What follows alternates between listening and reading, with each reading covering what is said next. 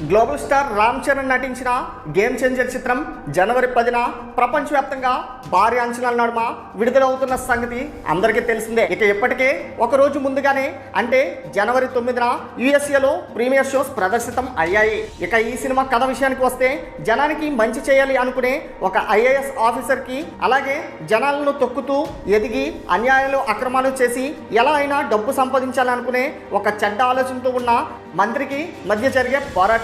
అయితే ఇందులో ఎవరి మీద ఎవరు పై చేయి సాధించారు అనేది సినిమాలో చూడాల్సిందే. ఇక ఫస్ట్ హాఫ్ విషయానికి వస్తే ప్రతి పాయింట్ ప్రేక్షకుడిని ఆకట్టుకునే విధంగా ఉందని, మొదటి నుంచి చివరి వరకు ఎక్కడ బోర్ కొట్టకుండా సాగిందని సినిమాని చూసిన యుఎస్ఏ ప్రేక్షకులు వాళ్ళ అభిప్రాయాలను తెలియజేశారు. ఇక ఇదిలా ఉంటే ఇంటర్వెల్కి ముందు ఒక 20 నిమిషాలు సినిమాలో రామ్ చరణ్ తన నట విశ్వరూపాన్ని చూపించాడంటూ వాళ్ళు కామెంట్లు చేస్తున్నారు.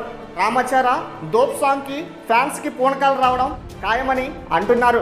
ఇక సెకండ్ హాఫ్లో అప్పన్నగా రామ్ చరణ్ జీవించేశారని, ఈ అప్పన్న క్యారెక్టర్ని థియేటర్లో చూస్తే ప్రతి ఒక్కరూ కన్నీళ్లు పెట్టుకోవాల్సిందే అని అంటున్నారు.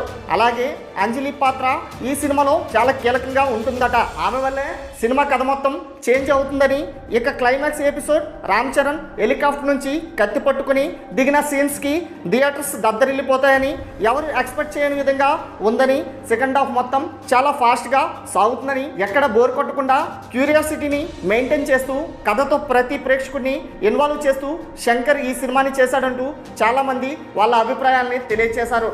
ఆర్టిస్ట్ పర్ఫార్మెన్స్ విషయానికి వస్తే రామ్ చరణ్ మరోసారి తన నట విశ్వరూపాన్ని చూపించి మొదటి నుంచి చివరి వరకు సెటిల్డ్ పెర్ఫార్మెన్స్ అయితే ఇచ్చినట్లుగా తెలుస్తుంది. ఇక సినిమా మొత్తాన్ని తన ఒంటి చేత్తో ముందుకు తీసుకెళ్లాడని కూడా చెప్తున్నారు. ఎస్జే సూర్య యాక్టింగ్ చాలా కన్నింగ్గా ఉండటమే కాకుండా అందులో 4 రకాల వేరియేషన్స్ కూడా చూపిస్తూ సినిమా మీద మరోసారి హైప్ను పెంచారు. దర్శకుడు శంకర్ మొదటి నుంచి ఈ సినిమాని చాలా గ్రిప్పింగ్గా తీసుకెళ్లాడట. కథ విషయంలో కానీ స్క్రీన్ ప్లే విషయంలో కానీ ఆయన ఎక్కడ తడబడకుండా ముందుకు సాగుతూ ఉండడం, తద్వారా డైరెక్షన్ మీద చాలా ఎక్కువ ఫోకస్ చేశారట. ఇక కొన్ని సీన్స్ని సాంగ్స్ని విజువల్ వండర్గా తెరకెక్కించడంలో కూడా శంకర్ చాలా వరకు సక్సెస్ అయ్యారని చెప్తున్నారు. మొత్తంగా గేమ్ చేంజర్ సంక్రాంతికి బ్లాక్ బస్టర్ మెగా హిట్ను అందుకొని సంక్రాంతి విన్నర్గా నిలిచి రికార్డ్స్ను చేంజ్ చేయబోతుంది. మరి తెలుగు రాష్ట్రాల్లో రేపు రిలీజ్కు సిద్ధంగా ఉన్న ఈ సినిమా ఎలాంటి సంచలనాలు సృష్టిస్తుందో చూడాలి. మరిన్ని లేటెస్ట్ అప్డేట్స్ కోసం మన ఛానల్ను సబ్స్క్రైబ్ చేసుకోండి. Thanks for watching.